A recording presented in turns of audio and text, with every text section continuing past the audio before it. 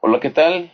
Mi nombre es Manuel Arroyo, soy el gerente comercial de la compañía Vender para México y el día de hoy vamos a hablar sobre falla a tierra, particularmente protecciones reactivas versus protecciones preventivas. Espero que el webinar anterior les haya sido útil y les haya gustado.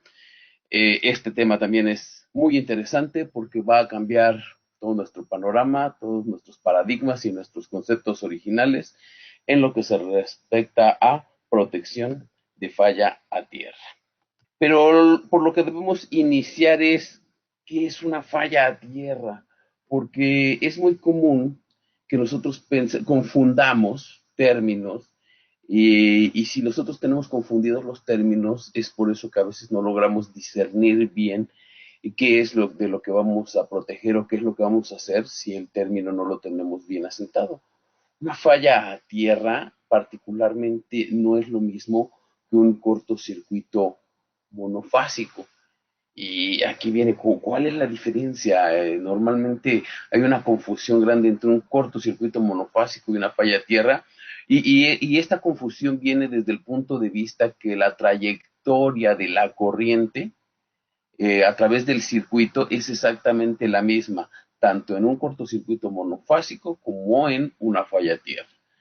Voy a hacer un resumen rápido de los distintos tipos de fallas. Nosotros tenemos fallas trifásicas en un sistema eléctrico y esas fallas trifásicas básicamente consisten, o cortocircuitos trifásicos, consisten en que las tres fases, mis tres fases de mi circuito trifásico, a través de un objeto metálico o un objeto conductor, cerraron el circuito entre sí las tres líneas y por ende la impedancia del circuito tiende a cero y la corriente tiende a infinito. Sabemos que no puede tender totalmente a cero la impedancia, siempre hay una impedancia por mínima que sea, y las fuentes no pueden entregar corriente hasta infinito, pero sí en valores muy altos. Eso es un cortocircuito trifásico. De la misma manera tenemos cortocircuitos bifásicos, es decir, el mismo efecto, pero en vez de que estén involucradas las tres, solo dos, y básicamente el mismo efecto. Y ahora el cortocircuito monofásico, y para el cortocircuito monofásico solo va a estar involucrada una. Al estar involucrada solo una, entonces ya no pueden estar involucradas más que la tierra o el neutro, dependiendo del tipo de circuito, pudiera estar involucrado el neutro o la tierra. Entonces, de igual manera, cuando la trayectoria de retorno se ve recortada en su impedancia a través de un objeto metálico puesto en firme y hace la trayectoria de baja impedancia para tener corrientes muy altas, eso sería un cortocircuito monofásico, ¿sí? Ese cortocircuito monofásico, la característica que tiene es que también tiene valores de corriente muy altos, igual que el bifásico e igual que el trifásico. ¿Qué diferencia tiene con una falla a tierra? Bueno, hay varias diferencias. Para empezar, la falla a tierra es una fuga eléctrica que es una fuga de entrada. Ya ni siquiera estamos hablando de un contacto franco, como hablé de los casos anteriores. Entonces, esta circulación de corriente fuera de los conductores o dispositivos que usan la electricidad de una instalación eléctrica, porque podemos hablar tanto a nivel doméstico, una lavadora, un refrigerador, a nivel industrial, un motor, un banco de capacitores, el propio transformador, o sea, los dispositivos que manejan la propia electricidad. Entonces, esa fuga que circula fuera de los equipos o de los conductores y que toma una trayectoria a través de los conductores de tierra y esta misma puede representar un peligro para la integridad física de las personas que puede recaer en una electrocución o que también puede ser un peligro latente para la economía por el potencial riesgo de incendio que se puede presentar debido a estas condiciones de energía liberada por medio de un arco. Entonces, eso sería nuestra falla tierra. Entonces, aquí entramos en un concepto diferente. Ya no estamos hablando ahora de que tengamos un contacto directo franco a través de los conductores con potencial y las trayectorias de tierra. Ahora lo que tenemos justamente es una trayectoria a través de superficies, a través de un arco. Y como esta ya no es un contacto franco, entonces hay una impedancia de por medio. Esa impedancia la crea el aire o lo crean los mismos materiales que están debilitados, más no haciendo contacto. Esa impedancia que existe todavía en ese sistema va a hacer que las corrientes queden limitadas y por ende no se disparen las corrientes hasta el infinito. Entonces estamos hablando ahora de corrientes de mucho menor magnitud comparadas contra nuestro cortocircuito monofásico. Entonces, una vez aclarado cuál es la diferencia entre un cortocircuito monofásico y una falla tierra, vamos entrando en materia para saber por qué los conceptos de nuestra protección de falla tierra van cambiando.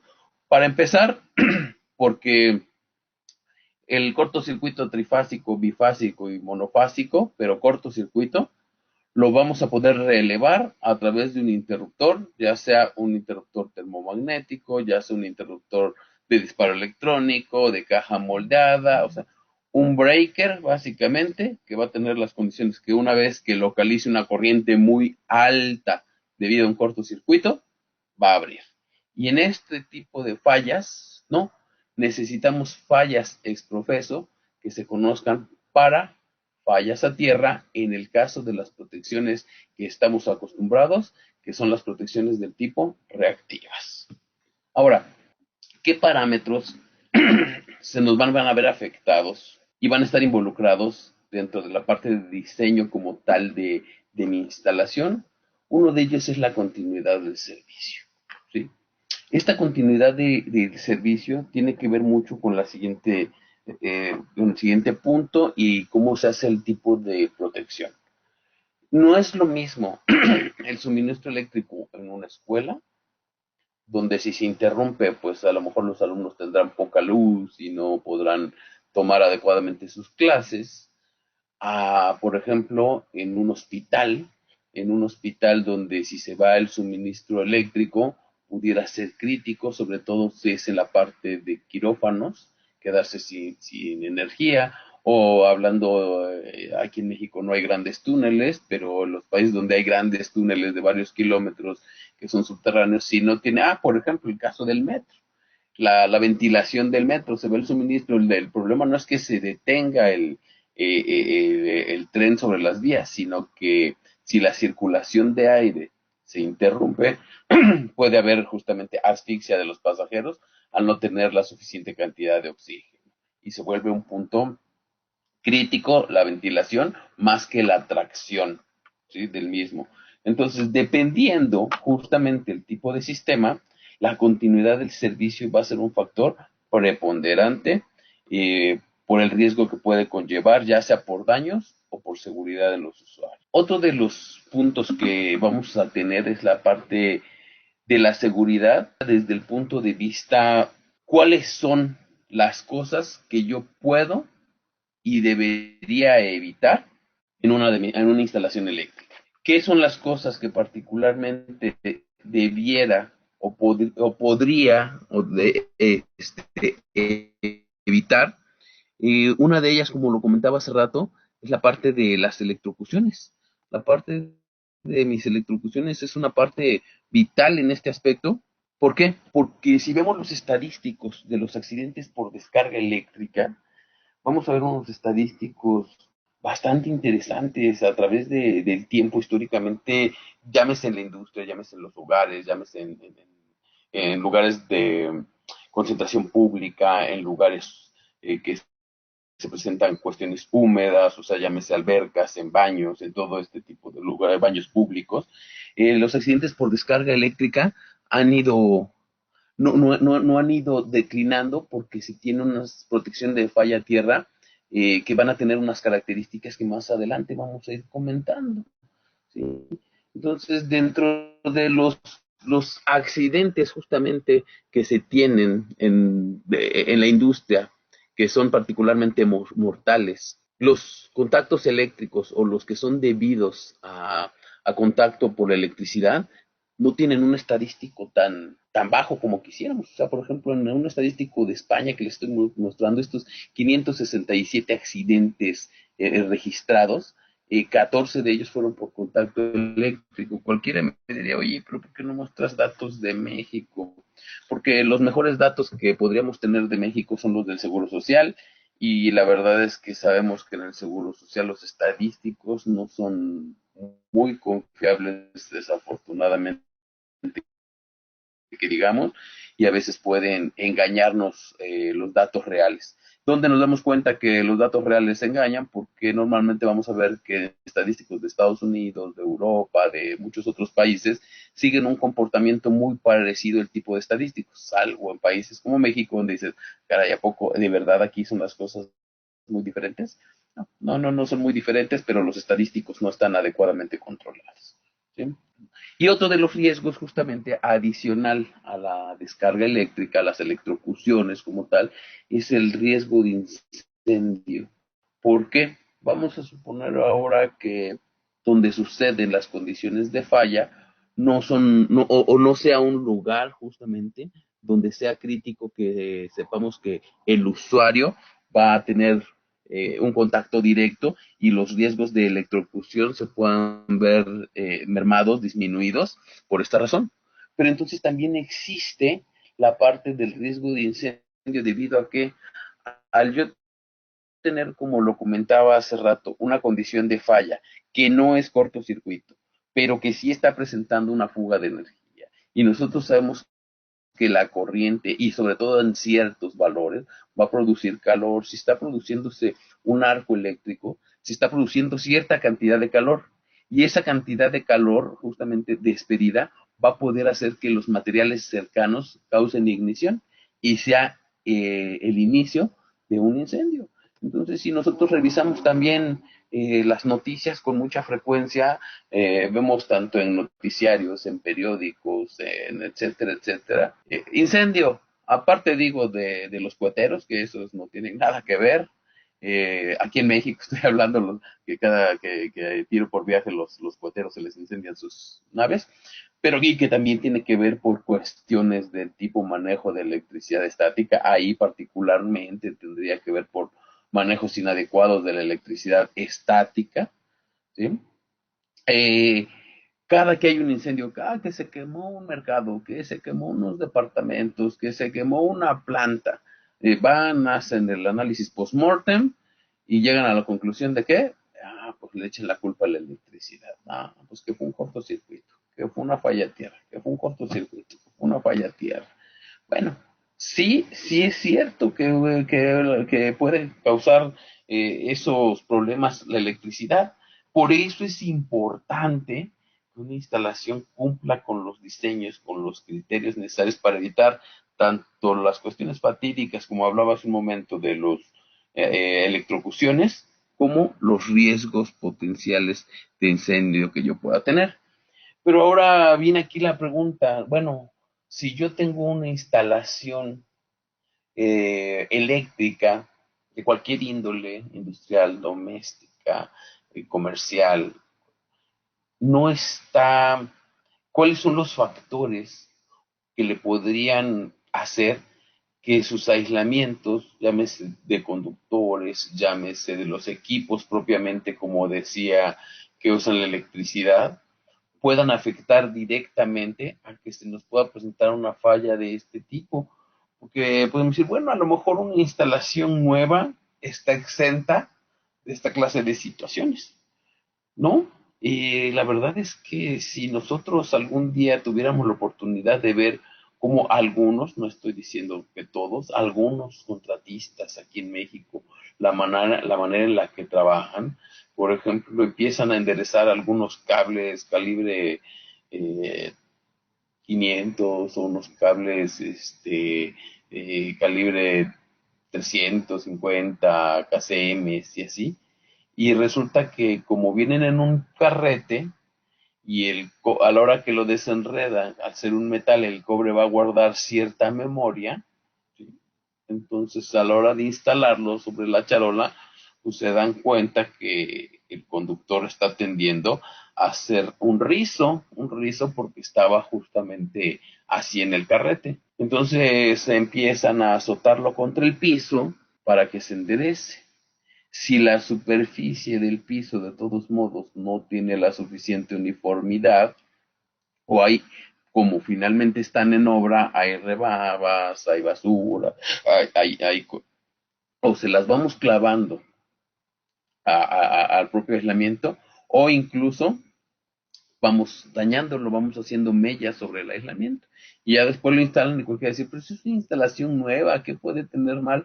Bueno, ciertas prácticas, o que las charolas no les cortaron bien el filo, o que a la hora de meter conductores por una tubería, les dieron el jalón de manera muy fuerte, de manera adecuada y sobre un ángulo no correcto, y se rasparon los conductores. Entonces, una instalación nueva también es susceptible a que ya tenga condiciones que puedan ser no fiables o no correctas para mis conductores.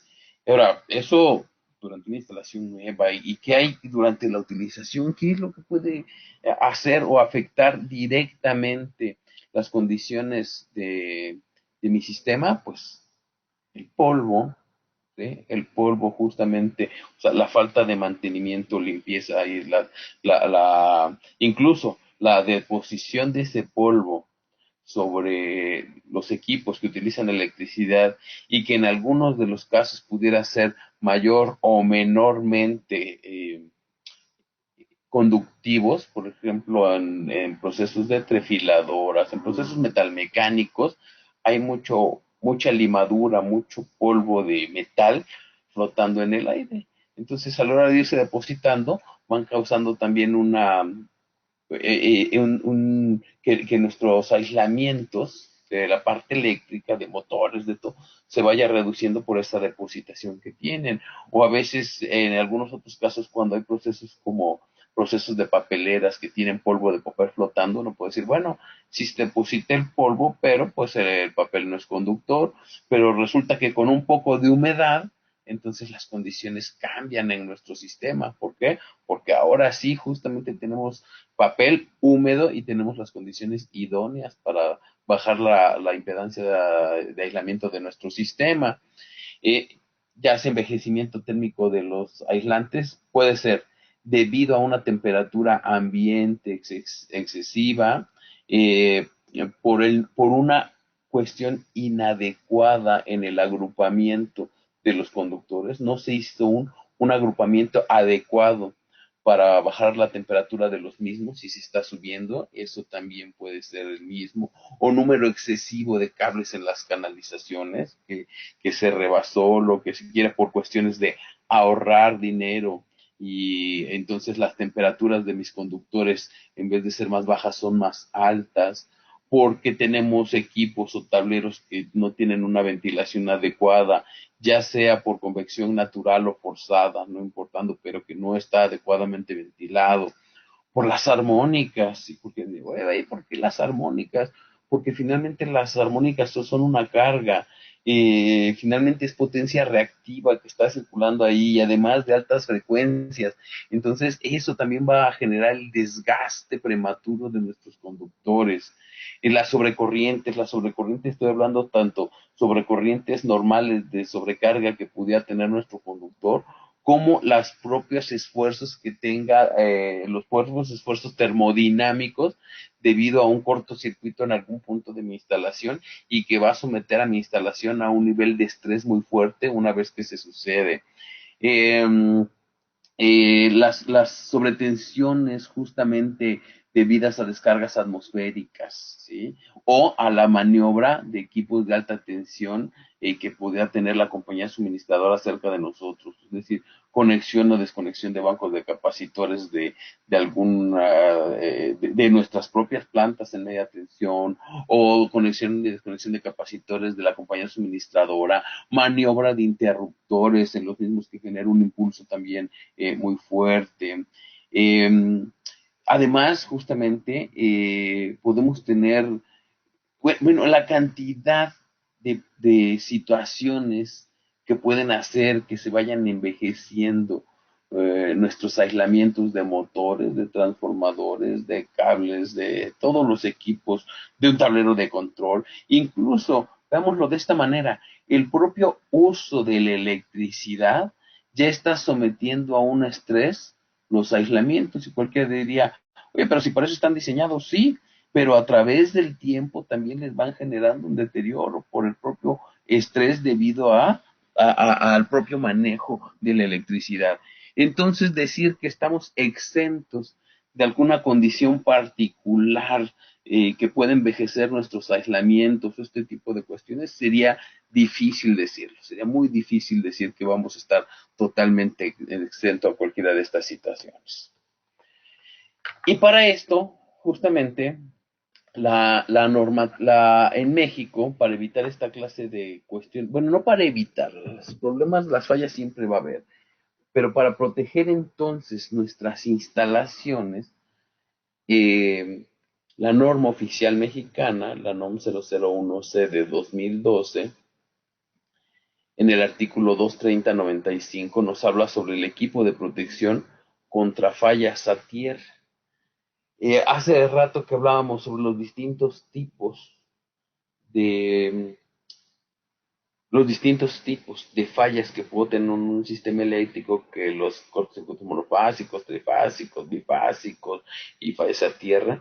Bueno, particularmente a nivel industrial, comercial, general, de manera general, el 70% de las sobrecorrientes que nosotros tenemos en el sistema son fallas a tierra. O sea, el 70% de todos los distintos fallos que pueden encontrar de las sobrecorrientes distintas son por fallas a tierra. Los demás otros son trifásicas, bifásicas, monofásicas, o sea, son los cortocircuitos, las mismas sobrecargas y cosas así. Pero entonces la falla a tierra representa el 70% de los fallos. Es el rey de los fallos. ¿Por qué? Pues debido a lo que acabamos de hablar hace unos momentos, ¿no? Todos los factores que intervienen son grandísimos. ¿Y qué es lo que nos va a exigir justamente el artículo 230-95 de la norma? Porque como finalmente es una norma del ámbito obligatorio, por eso digo, ¿qué nos va a exigir? ¿Sí? Número uno, que debemos tener protección contra falla a tierra en circuitos estrella sólidamente aterrizados. O sea, solo es para circuitos que están en estrella sólidamente aterrizados. Ahí ya tenemos unas primeras excepciones, que serán los circuitos no aterrizados, o aterrizados por medio de impedancias, o aterrizados por medio de resistencias. Pero esos son tema de, o son harina de otro costal, tema que veremos en alguna otra ocasión. Y cuando la tensión mayor es de 150 volts entre fase y neutro, también ahí lo exige. ¿Sí?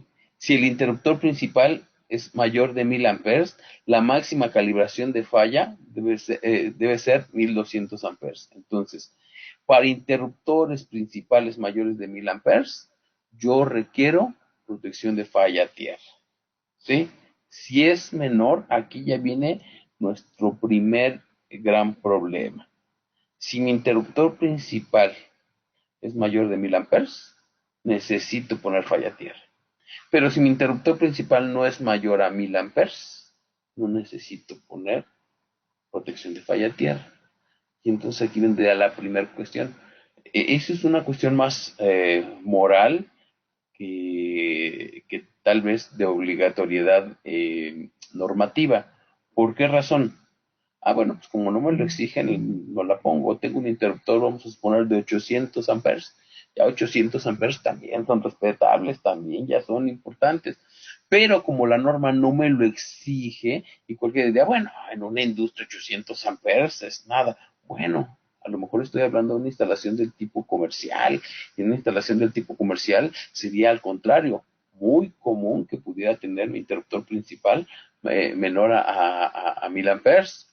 Bien, entonces no nos la va a exigir, no nos la va a exigir la norma, por ende no la vamos a poner porque no es una exigencia. Nos dice que nuestra máxima calibración de falla es de 1200 amperes, es decir, si yo tengo un interruptor principal de 2000 amperes, mi máxima calibración de falla debe ser 1200 amperes.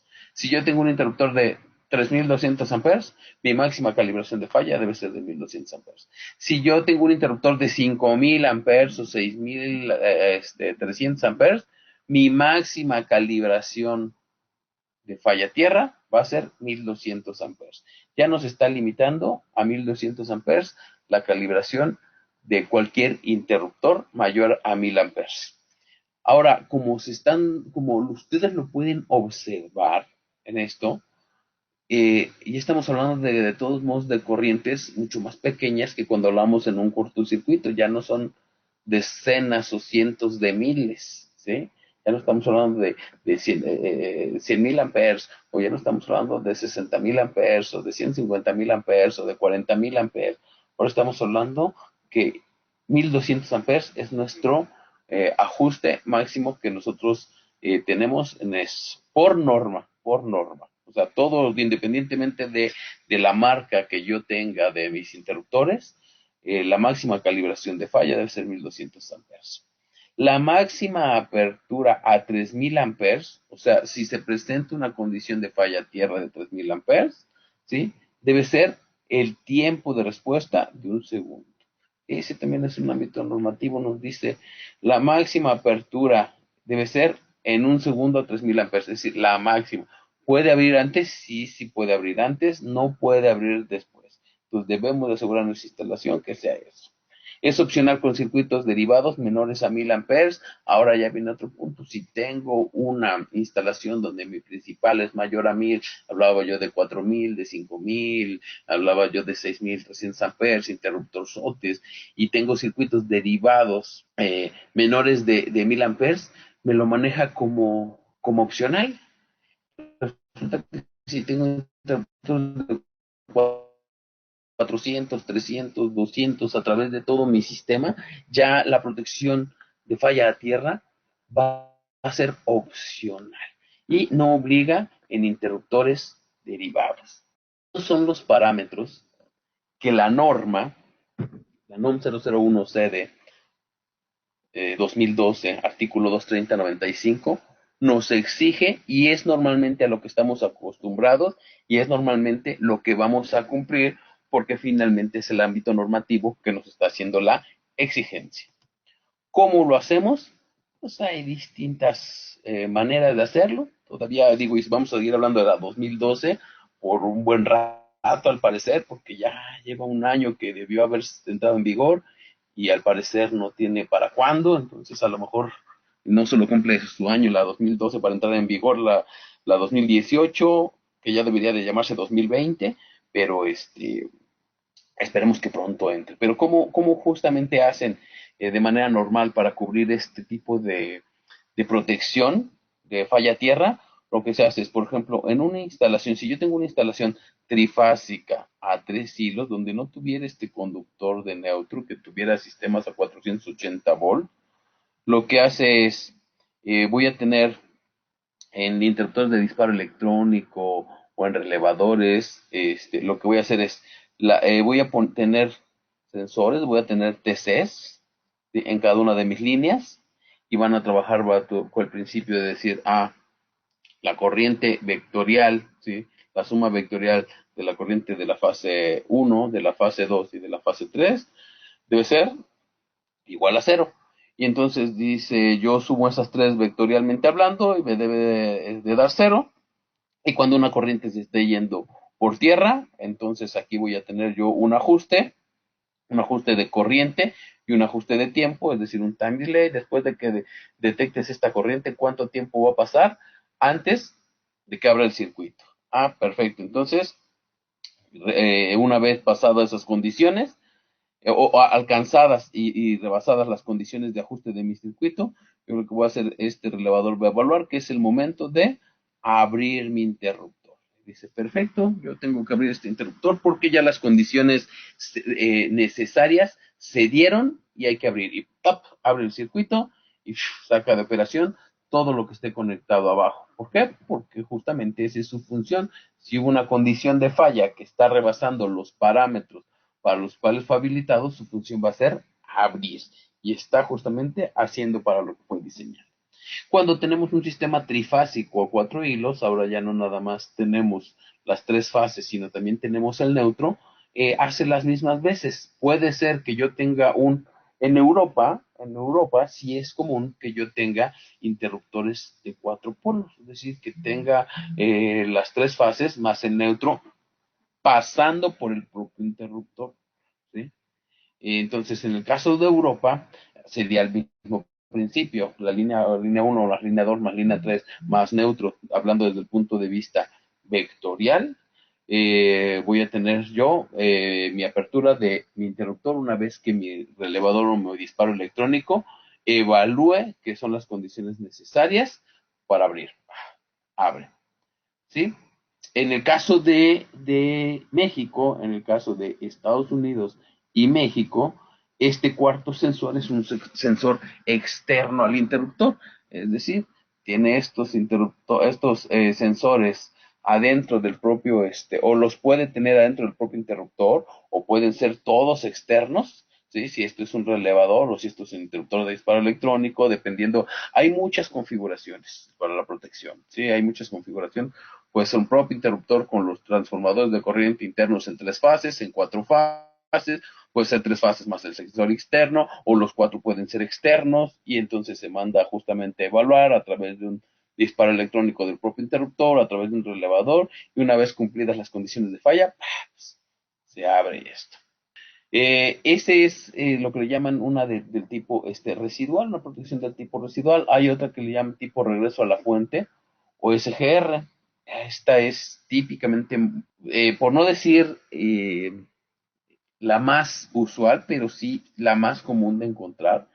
Este tipo regreso a la fuente, SGR por sus siglas en inglés, ¿sí? Source Ground Return. Entonces, ¿en qué consiste básicamente este sistema? Consiste en que ahora yo voy a tener mi fuente y mi fuente va a estar aterrizada y entonces yo tengo sistemas trifásicos, ya sea trifásicos a 3 hilos o trifásicos a 4 hilos. Pero entonces, en vez de estar censando la corriente línea 1, línea 2, línea 3, neutro, a través de transformadores de corriente, ahora voy a cambiar dramáticamente mi concepto. ¿Cómo voy a cambiar mi concepto? Mi concepto lo voy a cambiar de la siguiente manera, ¿sí?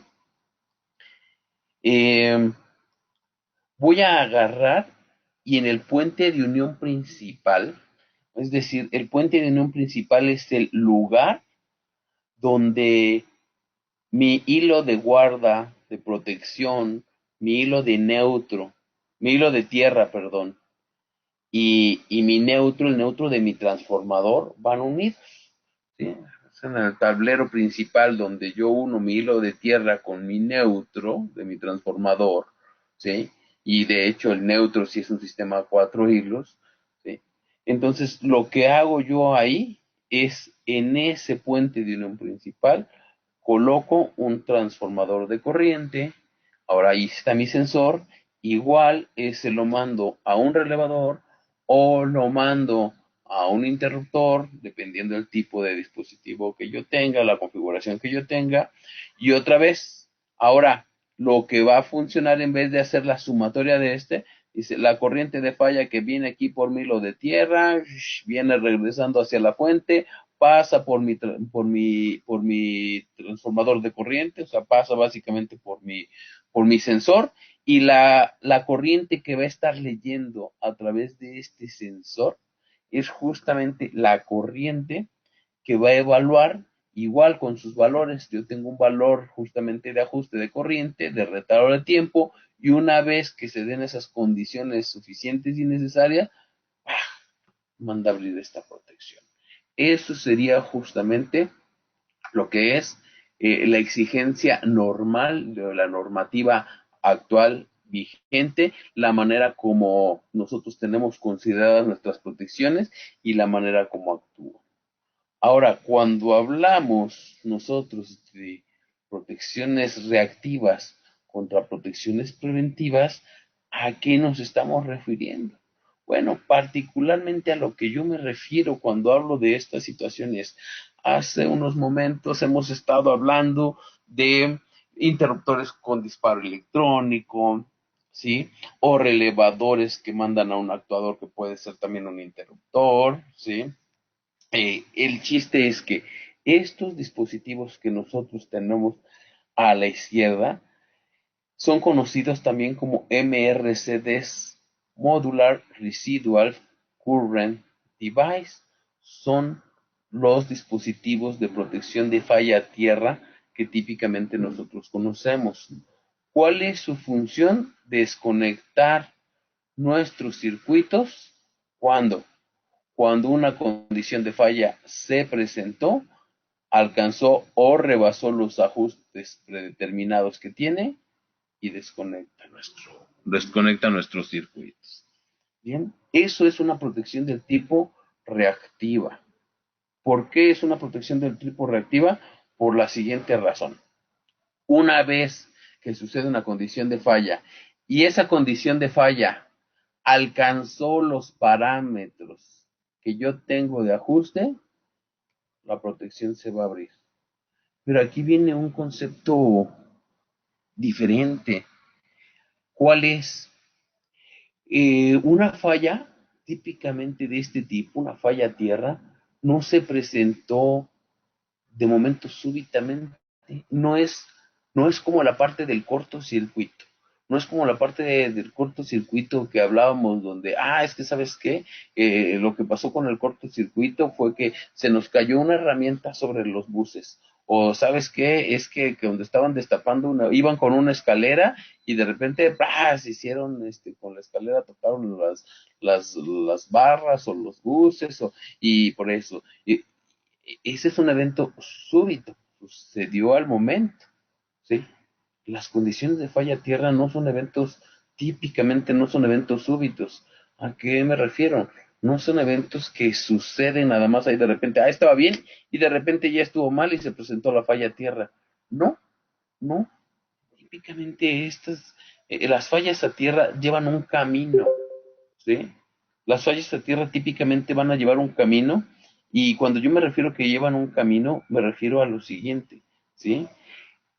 Van a ir degradándose los aislamientos, van a ir poco a poco habiendo corrientes de fuga mayores, va a haber unas condiciones en las cuales va a pasar de una instalación o unos equipos en buenas condiciones, en óptimas condiciones de operación, y poco a poco va a ir evolucionando esta falla hasta llegar al punto en el cual yo tengo previstas mis protecciones para proteger mis circuitos de esas posibles daños al sistema o electrocuciones o cualquiera que sea mi fin. Y todo ese camino previo a llegar ahí, ¿qué? ¿No sería una buena idea, mejor, yo detectar todo ese camino, toda esa tendencia, toda esa situación y anticiparme a la condición de disparo? Bueno, eso sería una protección del tipo preventiva. Ese es un RCM, Residual Current Monitor, ¿sí? Un monitor de corriente residual. En el otro era un dispositivo para la protección ahora estamos hablando de un monitor. Oye, o sea que, ¿cómo? O sea, en el otro, digamos, en condiciones disparamos. Ahora con un RCM lo que vamos a hacer es monitorear en tiempo real monitorear en línea el estado de nuestras instalaciones a través de las corrientes residuales presentes en mi sistema. Entonces, esto ya tiene una concepción de entrada diferente a la anterior. Vamos avanzando más. Entonces, ¿en qué se parece un dispositivo, un MRCD y un RCM?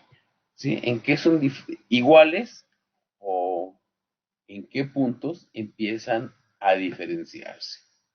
Los RCDs, regresamos otra vez al punto, entendiendo, la tecnología van a tener su sensor, otra vez hablábamos, van a tener su manera de censar sus condiciones de falla, dependiendo en el sistema en el que están colocados, y una vez que hay una condición de falla que rebasa los parámetros, lo que va a hacer es justamente mandar la apertura.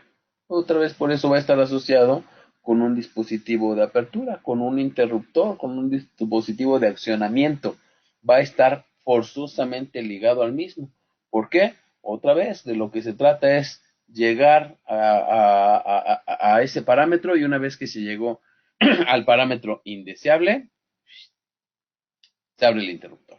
Esa es la manera en la cual nosotros lo tenemos.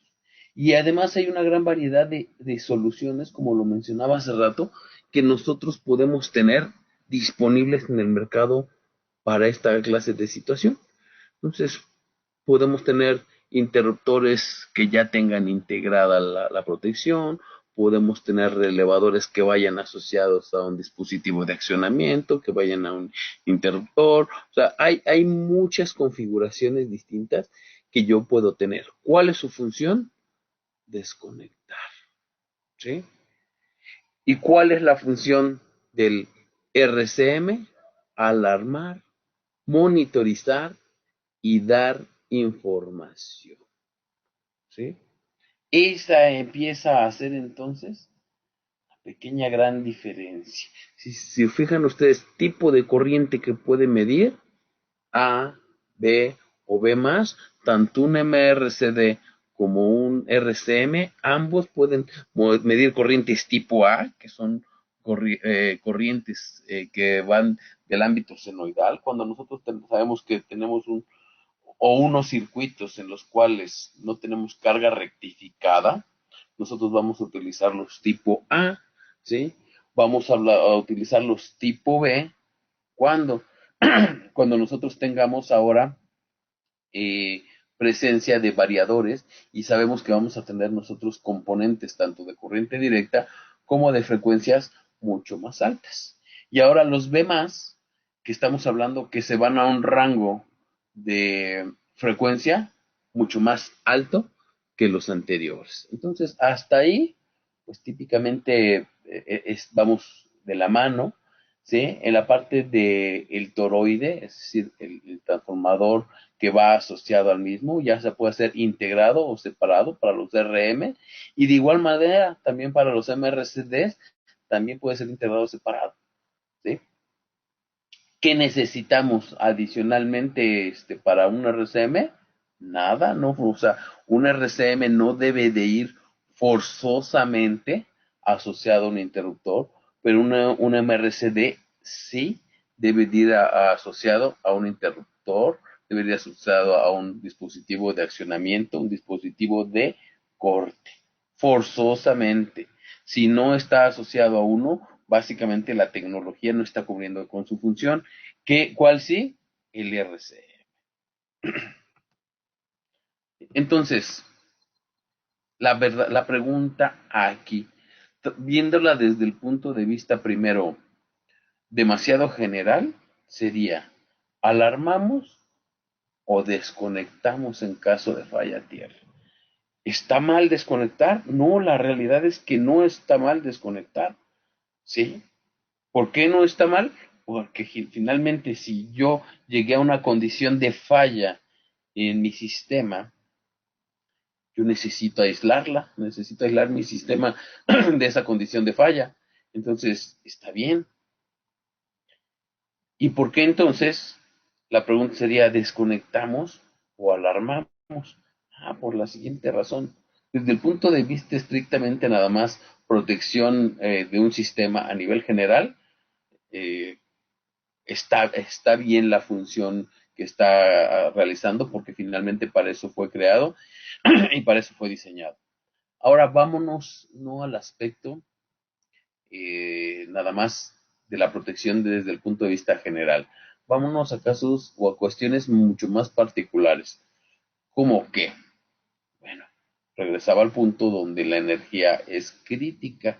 Regresaba a lugares donde el suministro de energía puede o, o presentar problemas de seguridad para los usuarios o, en su defecto, la falta de suministro puede justamente también causar pérdidas de producción mayores o puede causar pérdidas humanas o puede crear accidentes, o sea, puede crear otra situación potencialmente o altamente peligrosa. Entonces aquí la manera de evaluar es diferente. Si yo tengo un sistema crítico a la desconexión, o sea, crítico, que cuando mi suministro de energía, como hablábamos, la continuidad del mismo se ve interrumpida, entonces el verdadero beneficio para este tipo de clientes no va a ser desconectar la instalación de forma inesperada, porque además no nos va a avisar, esta situación se va a presentar y punto, ¿sí? Sino evitar esas operaciones, lo que le llamamos el lucro cesante, es decir, el tiempo parado de producción debido a estas condiciones. Ya no estoy hablando nada más de lo que cueste la reparación o restablecer, el tiempo en lo que yo voy a corregir la falla antes de restablecerla y volver a poner en producción. Pude ser que ya pude haber perdido materiales, pudo haber sido que ya tuve 4, 6, 8 horas detenido mi proceso. Entonces, eso justamente opuse a una situación de riesgo sobre el sistema. Entonces, el verdadero beneficio justamente va a ser no desconectar con un sistema del tipo preventivo y no reactivo. Y justamente la manera en la que entonces van a trabajar nuestros equipos es la siguiente. Como yo lo comentaba hace un momento, una falla de este tipo, una falla tierra, tiene un camino donde a través del tiempo la corriente de falla empezó en unos valores muy insignificantes y debido a las condiciones particulares por las que esté produciéndose esa falla tierra, va a ir avanzando, va a ir avanzando, va a ir avanzando, va a ir avanzando hasta llegar al punto crítico donde debas de desconectar. Entonces, en todo eso, en todo ese tiempo, mis corrientes fueron llevando una tendencia de crecimiento hasta llegar al punto de la desconexión, el cual es un punto de no retorno. ¿Por qué no retorno? Pues ya los daños fueron mayores, ya hay que abrir, ya las condiciones de falla son más altas.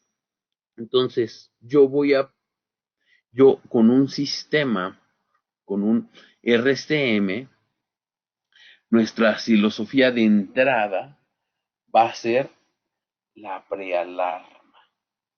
¿Qué es entonces esa prealarma? Yo voy a configurar un punto que todavía no sea crítico a niveles de tener que desconectar mis sistemas que puedan seguir operando y me dé tiempo de reaccionar de una manera más planeada, más programada. Voy a poner un ejemplo. Vamos a suponer que yo a partir de mi punto inicial de conexión de este dispositivo y hasta mi punto de alarma o de prealarma, sucedieron o pasaron semanas. Vamos a suponer que pasaron 2 meses entre el punto donde la instalación estaba en parámetros aceptables y llegar al punto donde digo, cuidado, Pasaron 2 meses. ¿Qué me permite entonces?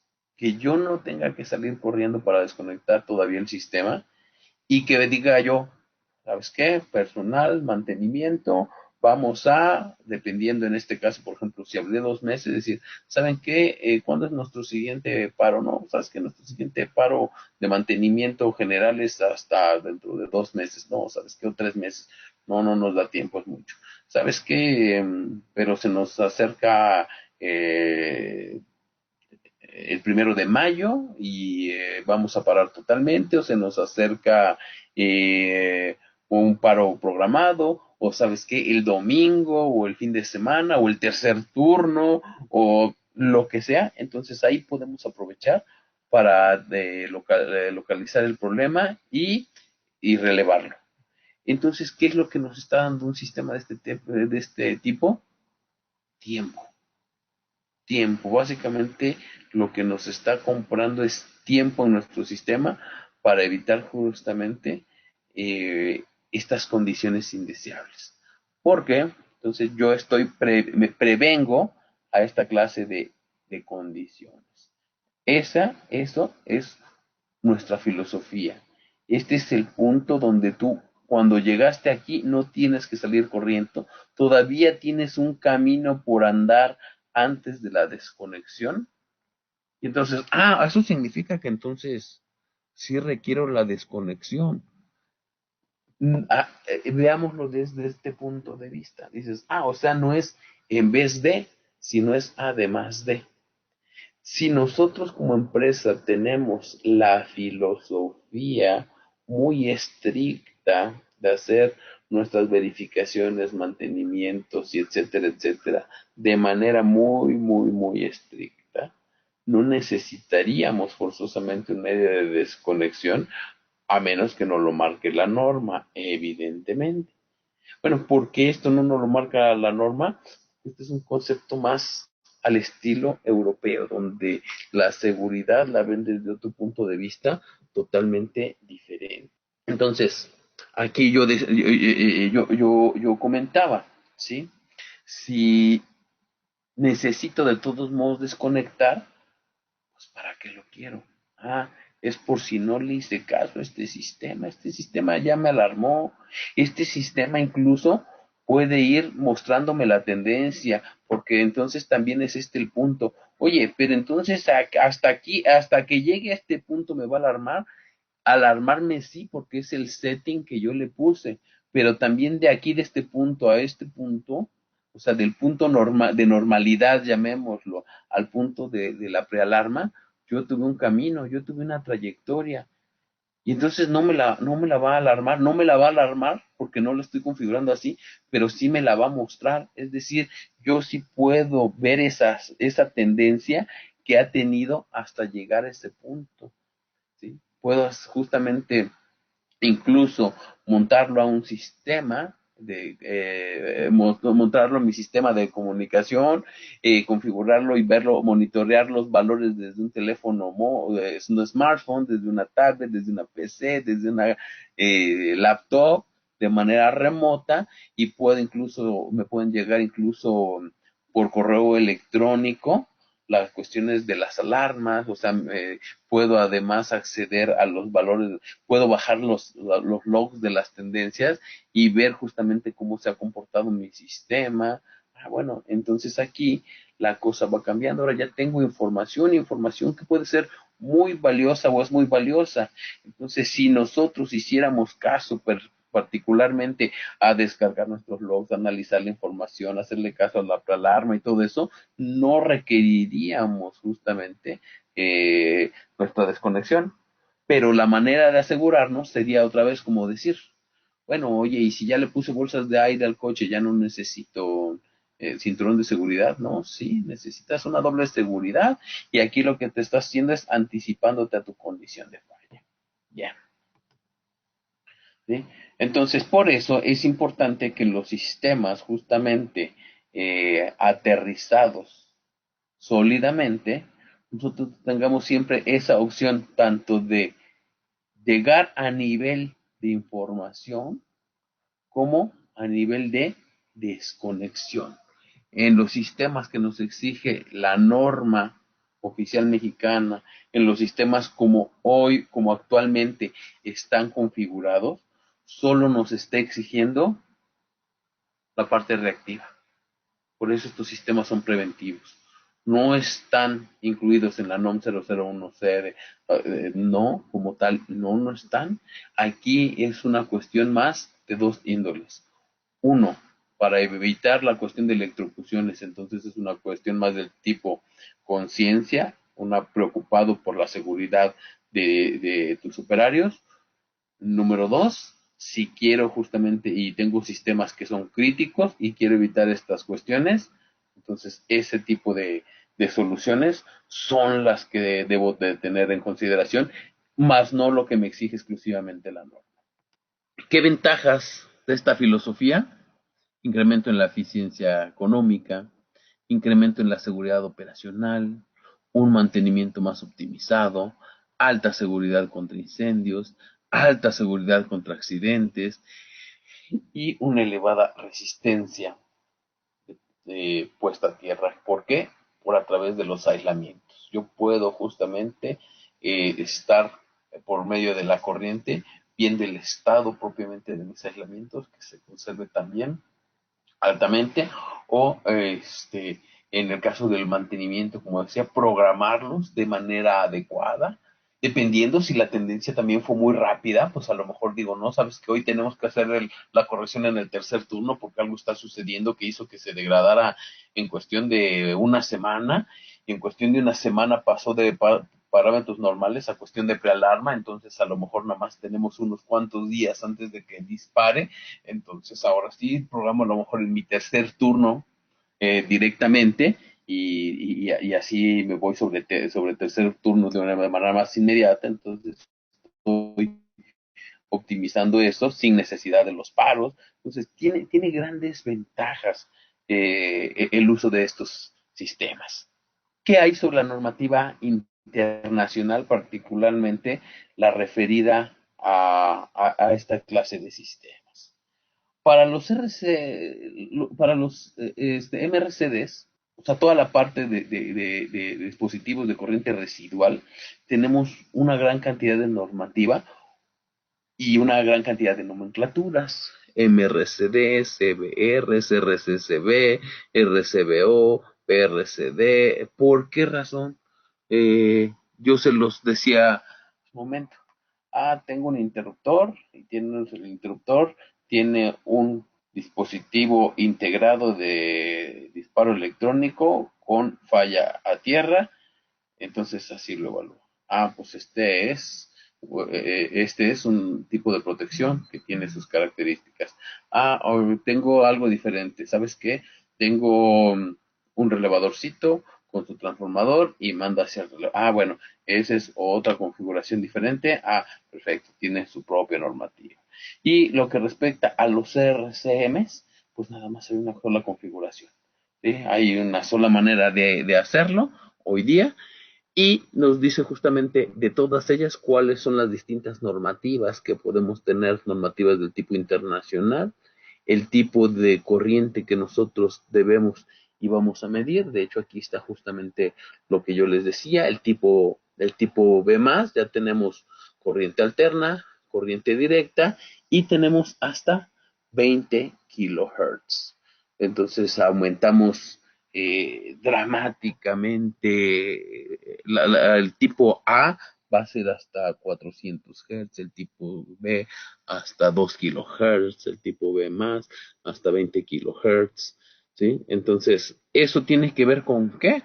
Pues con dónde estoy haciendo yo mi medición a través de mis dispositivos.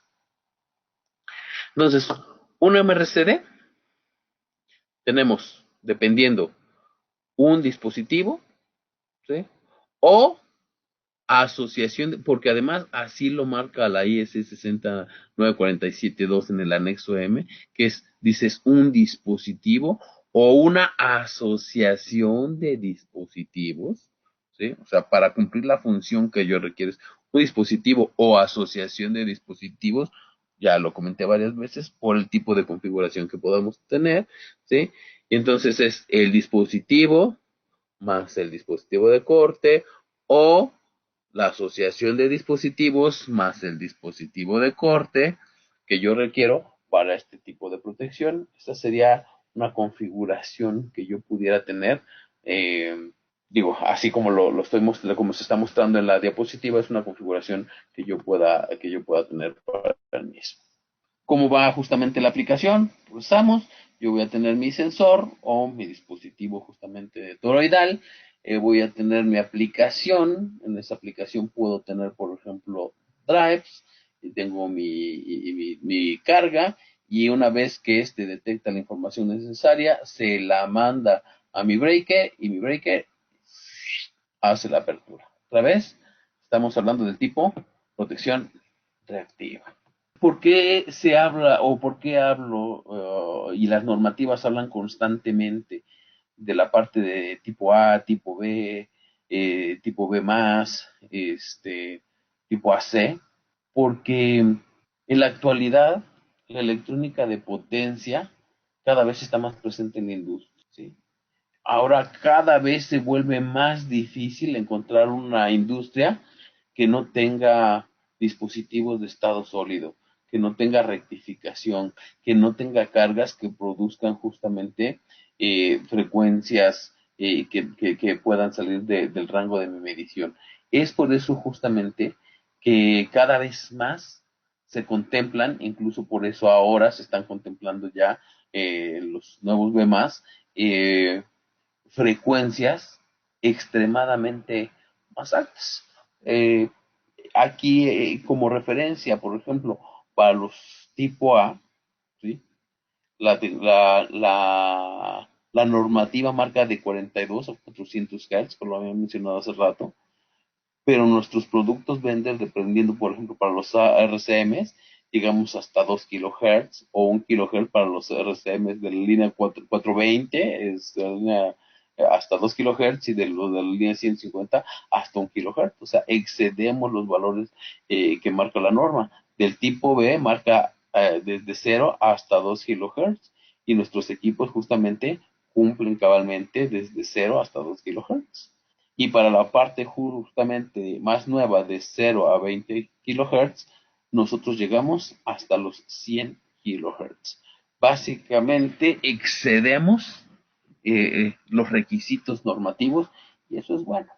Eso es bueno porque lo que decía hace rato es que tengas un mayor rango de alcance, de vista, es mucho mejor y entre más grande sea, eso nos conviene grandemente. Pues como hablaba, aquí en un sistema donde ahora tengo eh, sistemas que ya no son puros, sino aquí en una primera fase vengo con mi corriente senoidal, después aquí tengo mi corriente rectificada, directa, ¿sí? Rectificada evidentemente, porque tengo mi drive y luego finalmente tengo la salida con la parte de mi inversor para yo tener la alimentación hacia mis cargas.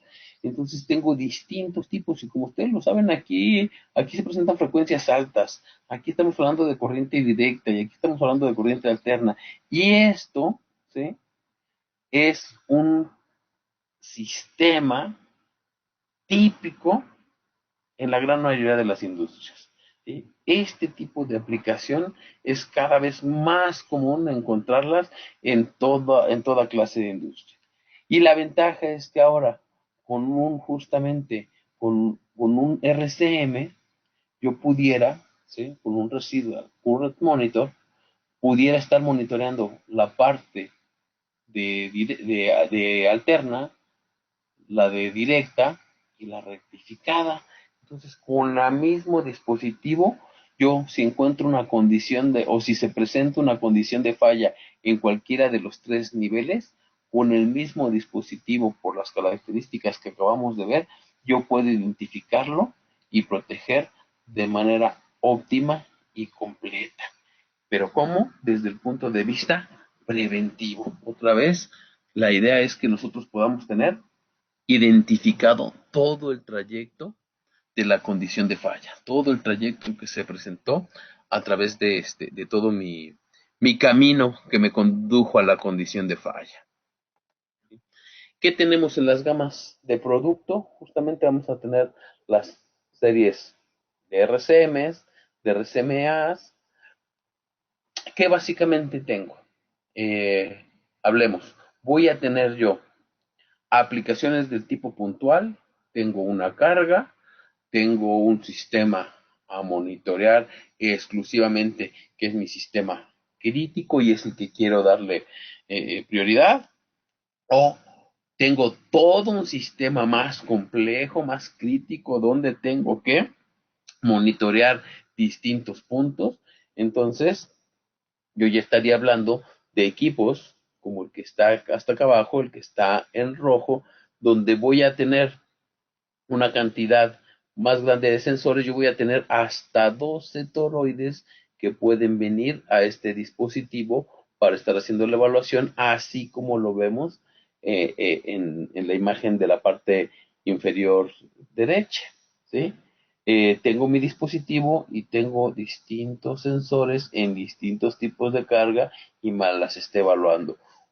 Oye, y entonces, oye, pero veo, aquí se ve que estos están en diferentes tableros. Este es un tablero y este es otro tablero y los está manejando los dos. ¿Eso es posible? ¿Puedo yo con el mismo equipo a evaluar circuitos de distintos tableros? Sí, aquí solo las limitantes vendrían siendo dos.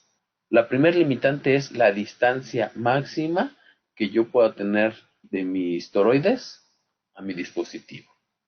¿Sí? Esa sería una de las limitantes y de, esa dependerá del tipo de sensor que estoy utilizando.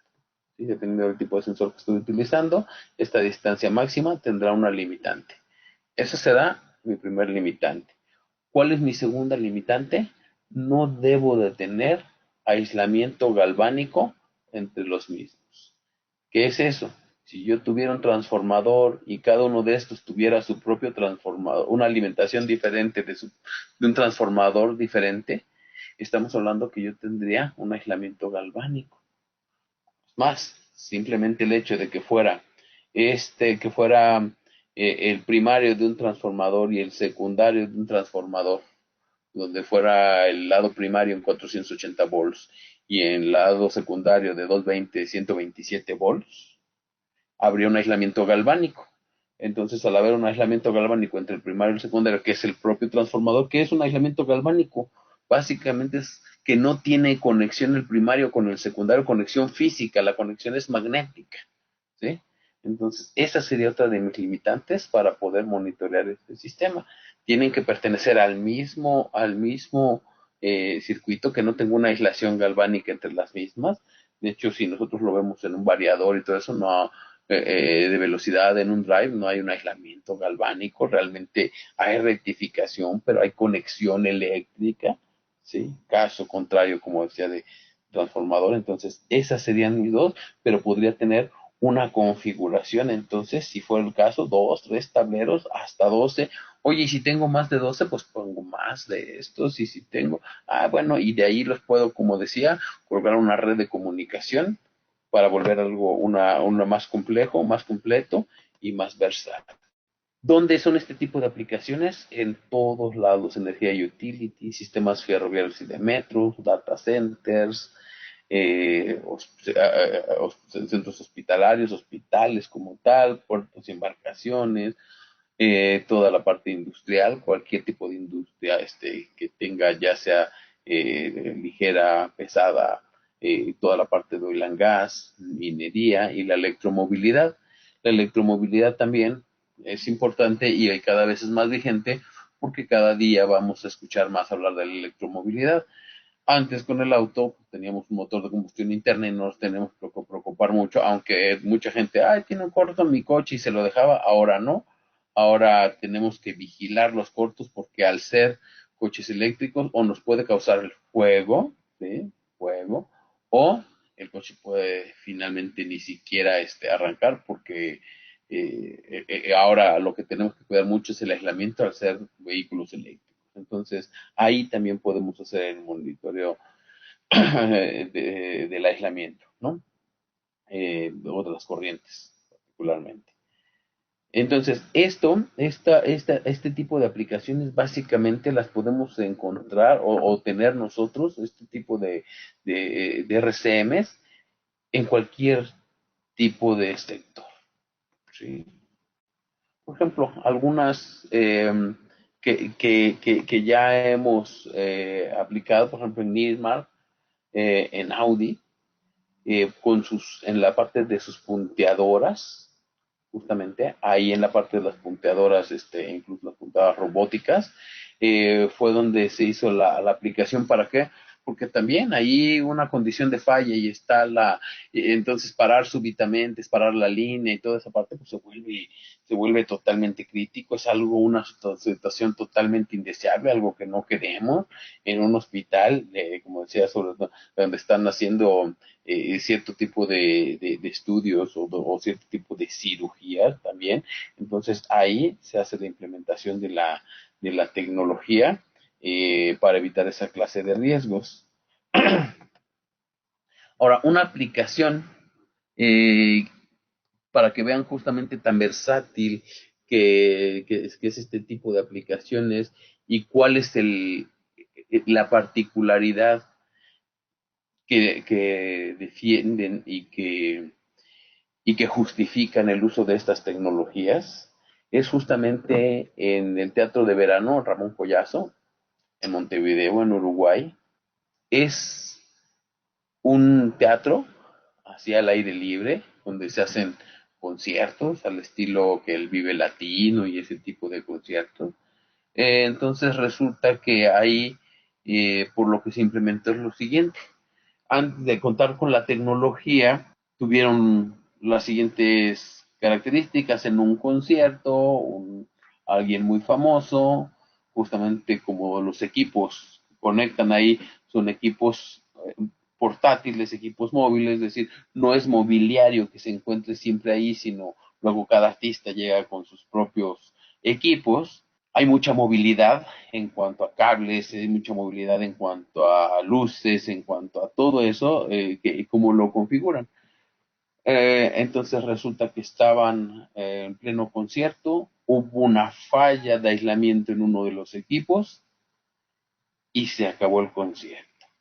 Para empezar fue en la noche y como se fue toda la energía, pues hubo hasta unas cuestiones no graves, pero sí algunos lastimados por, ya saben, al haber poca, no haber luz y haber justamente la gente un poco de pánico y estas situaciones, empujones y tal, alguien y cosas por el estilo, no mayores, ciertamente, como tal, a lesiones a personas, pero sí lo que sucedió es que básicamente el concierto se ¿Por qué? En lo que la gente de mantenimiento buscó, localizó y pudo corregir la falla, ya había pasado el suficiente tiempo para que la gente haya abandonado el lugar.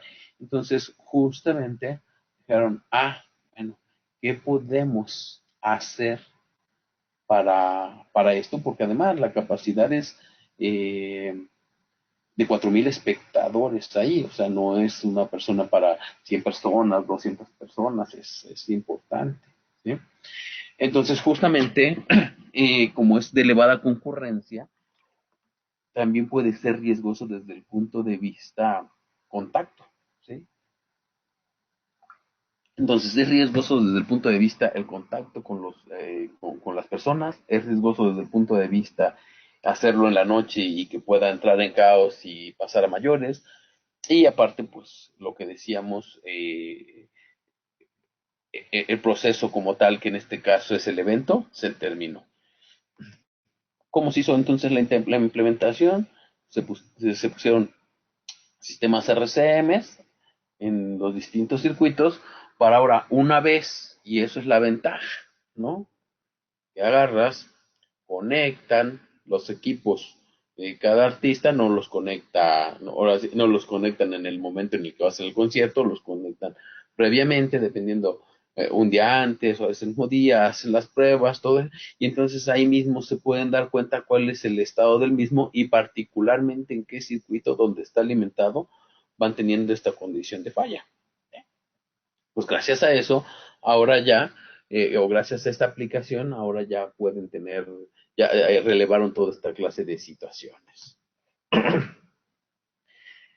Entonces, debido justamente, como decía, tanto a las aplicaciones de los distintos sectores en los que podemos tener las distintas condiciones de humedad, de envejecimiento, productos químicos, armónicos, todas las cuestiones que hoy se presentan en nuestros sistemas tan diferentes, en el mismo, es que nosotros podemos ofrecer para cada aplicación, para cada tipo de sistema, para cada tipo de una gama de productos bastante amplia para tener esta solución. Y regresamos al mismo punto, oye, del que partimos. Entonces, ¿qué es lo correcto? Que interrumpa o que monitoree otra vez. Es bueno interrumpir porque cumple con su función de protección. El detalle es que yo no quiero llegar a ese punto. Y si yo no quiero llegar a ese punto, quiero evitar justamente pérdidas de dinero, quiero evitar poner en riesgo al personal, quiero evitar toda esa clase de cuestiones, puedo anticiparme a través de esta clase de sistemas. No están normados en México como obligatoriedad, o sea, ese es el gran problema, que en México tenemos nuestra filosofía de ¿no es obligación? Ah, pues si no es obligación, no lo uso porque yo, pero recordémoslo así.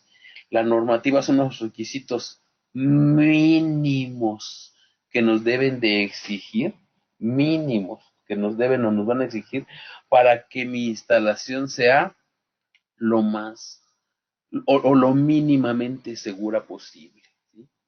Pero cuando yo quiero ser más versátil, dar más versatilidad, aumentar mi seguridad, quiero tener una otra clase de ventajas en mis sistemas, es cuando yo debo usar estos sistemas del tipo preventivo. ¿Ya? Bueno, pues espero que este también les haya sido muy útil este tema. Vamos a tener otros temas posteriormente. Les reitero mi nombre, es Manuel Arroyo, soy el gerente comercial de la compañía Bender para la parte de oferta industrial aquí en México y nos pueden localizar directamente en nuestra página web con nuestros datos o a través de nuestras líneas de distribuidores. Los podemos atender si tienen casos muy particulares. También ayudamos con el análisis de sus instalaciones para ofrecer la solución más adecuada. Muchas gracias y nos estamos escuchando muy pronto.